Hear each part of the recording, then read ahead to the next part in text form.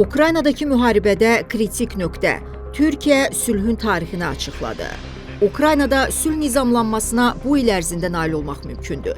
Report Ukrayna mətbuatına istinadən xəbər verir ki, bunu Türkiyənin Xarici İşlər Naziri Hakan Fidan Kiyevdə Ukraynalı həmkarı Andrey Sibiqa ilə birgə mətbuat konfransında bildirib. Xarici İşlər Nazirliyinin başçısının sözlərinə görə, Türkiyə iyunun 2-sində İstanbulda aparılacaq danışıqlarla bağlı Ukrayna ilə məsləhətləşmələr aparır. Ankara danışıqlarda əldə edilmiş impulsu inkişaf elətdirmək istəyir. Biz Ukraynadakı müharibədə kritik nöqtəyə yaxınlaşırıq.